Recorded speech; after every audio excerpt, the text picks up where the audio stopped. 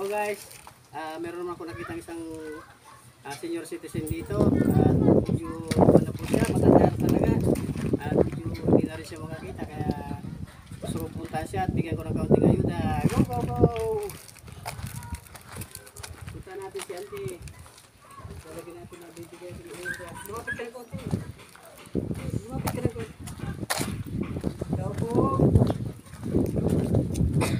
Magandang hapon po. Ay, ate. Magandang hapon. Bilis nga po, ante. Hindi kita makita na ba? Ito.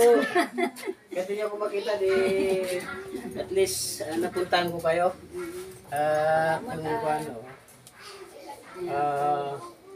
Ano pong pangalan niyo? Narcita, Sumera, Pabros. May ilang taon na po kayo ngayon? 70. 70? Mag-mic po tayo. Mic. Okay lang po po. 70? Hindi na po kayo magkatrabaho, ano po? Hindi na, hindi na nga Ay, matagal lang taon na po nasira yung mata niyo. 2 taon na. Ay, matagal 2 taon na. Tagal na po talaga. 2 taon na. Pang 3 taon na sa June. Kala ko lang po okay lang kayo nung nakikita-kita ko kayo dito. Kala ko hindi lang nasira yung mga mata niyo. Kaya kawawa po talaga ang buhok niyo. Hindi na ako naka... Mabubuti po, inaakay-akay kayo dyan. Hindi na mga ako po. Inaakay ka dyan sa loob na... Ay, nasasanay na rin ako asa. Magtatatlong taon na. Sanay na ako dyan sa loob. Kaya sa karsada, hindi ka nga alam mga Kaya kalabas. hindi na makakalabas dito na lang. Mahirap ang buhay ko talaga. At andyan lang kayo sa loob ng bahay. Kung may pupuntahan ako, inaakay ako ng mga apo ko. Ganun. Nasira ng paningin. Talaga hindi mo na makikita kahit hindi mo na makita ang liwanag. Kaya talagang mahirap po para sa inyo. Yung kalagayan. Wala na pong pag-asang gumaling kaya o... Ewan ko, nung pumunta ako doon sa Igo, doon sa Bayan ng Buhay, kasi Patkit, kilala mo naman Opo. si Patkit. Talagang bubulan na lang, parata daw ito. Tagal na pala kayong nawala ng paningin. 3 taon na sa Mahirap po, no? Talagang pinagtsatsagaan nyo lang yung ganyan na walang magagawa. Talagang bigay ng Panginoon. mula nung lumabas ako doon sa hospital, nung nakumpain ako ng 1 buwan, dahil reserva noon yan, ganito na. Na-over po. Kaya siguro Over sa gamot. At nung pumunta ako doon, nakumpain ako, saliming ako ng dugo. Pang-apat na saling na ng dugo. Kung apat na sali na pala yun. Pang-apat na, doon sa Bagyo, pangatlo doon sa Bagyo, sa reserva, dyan sa Milipil, dyan, ito yung salingan ako. Apat na. Pang-apat na yun, na saling ko Ano po yung sabit? Kasalinan kayo ng dugo na leukemia kayo? Leukemia. Naubusan yung dugo. Naubusan. Pero sa awa po ng Diyos, buhay pa rin po kayo. Ako ng Diyos, nakaligtas na mga pang-apat ngayon, pero ganito na nga, Nakaligtas sa pang-apat na sali ng dugo, pero nawalan naman po nawala kayo. ng paningin. Buhay pa rin. Parang Kaya lang- patay na buhay na lang Opo. mga. Patay na buhay kasi Patay na buhay. hindi mo na rin makikita yung liwanag. Eh. Pati isusulbo ko, hindi ko. Mahirap. Kaya,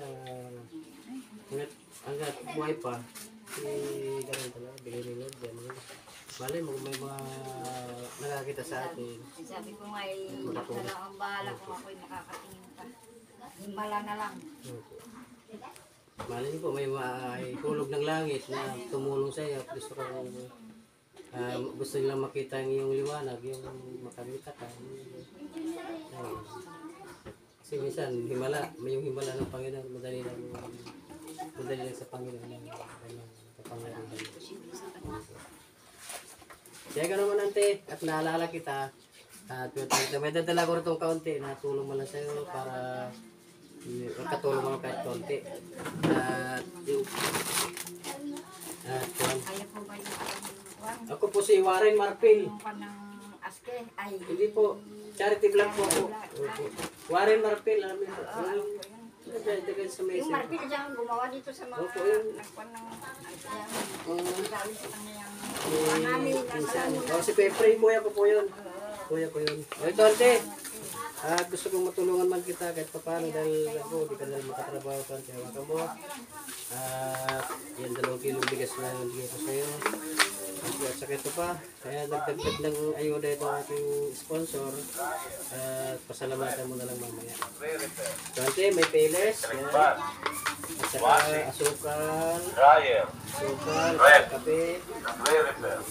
At saka dalawang gatas. At saka may tinapay ng pang-release ko na pang-kape. At ilagay natin. Natin pasalamatan mo na lang si Ate Tessie, Benjamin iba. At ang nagdagdag na natin. Ay, pinsan namin. Pinsang namin yan. Pinsang ko yun. Sige po, pasalamatan niyo na lang. Asan siya? Tessie, pasalamat sa director mo. Salamat po. Tisi, pasalamat naman andan sa pag binigay mong ayuda sa akin. Salamat naman. Yan guys, at nagpasalamat si Ante. Dahil siya matagal talaga pala siyang hindi nakakita. At 3 years na pala na nawala na yung kanyang paningin. Kaya kawawa rin ang buhay niya talaga guys. Kaya ano lang, at napunta naman natin si Ante, nakakwentuhan natin kahit kaunti. At nabigyan natin ng kaunting tulong. Yun lang guys, at maraming salamat muli. Magandang hapon. Hoy.